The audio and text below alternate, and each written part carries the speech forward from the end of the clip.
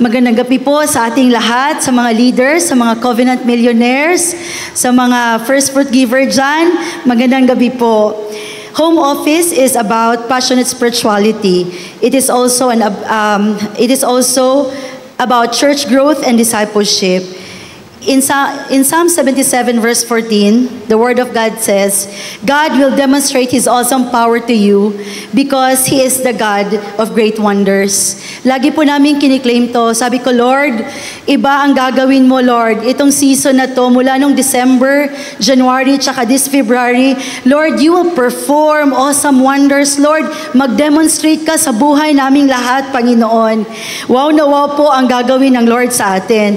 Home office is the extension of the church. There will be church growth because God used this as provision na habang dumadami po ang ating mga workers, dumadami din po ang mga tao na i-process po natin.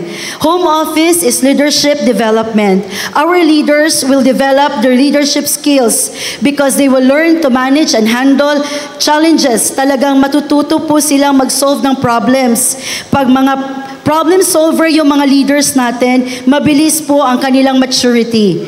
Maaga silang maging responsible po. And last year, around 10 couples po ang aming kinasal sa grasya po ng Panginoon. Ang ibig sabihin po nito, there will be another 10 more home offices na maging functional po this year. Wow na wow po talaga ang ginawa ng Diyos. All by the grace of God po. Home office is also a discipleship place. Power po talaga ito. Habang dumadami din po ang ating mga home offices, ang mga areas po na nagpa-process po ng mga leaders, our home offices became the breeding ground for the leaders. Wow po talaga. Could you just believe? Imagine how many leaders ang ma-produce ng mga CEOs po natin.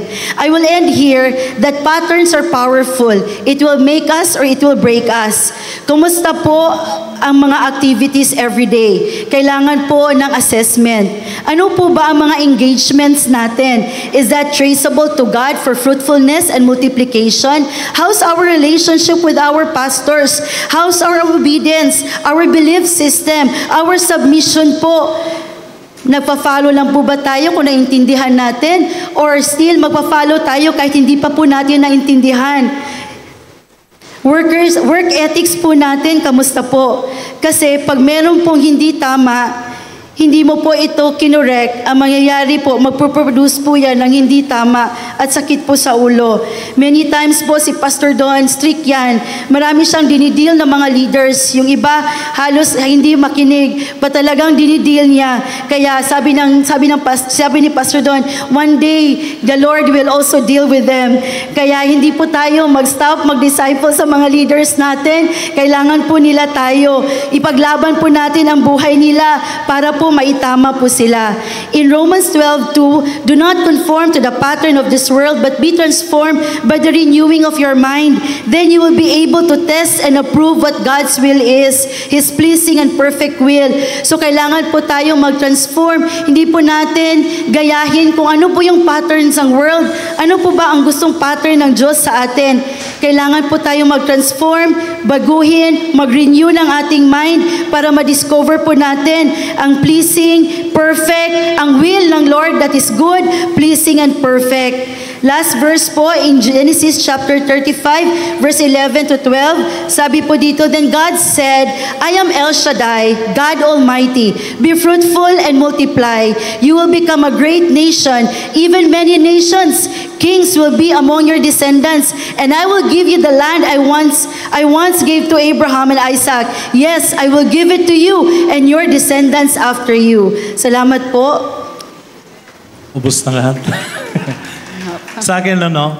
As I further studied the first fruit, may maraming nadagdag na nalaman ko. Mayroon tayong Tagalog eh. Yung aside sa prosperity, expansion, impact sa life, at saka dominion, yung ma-learn mo.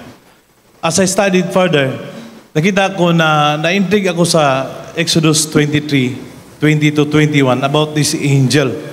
And one of my study, even mga Bible scholar or mga Jewish scholar na-intrigue kung sinong angel dito. Kasi hindi pinangalanan ng angel.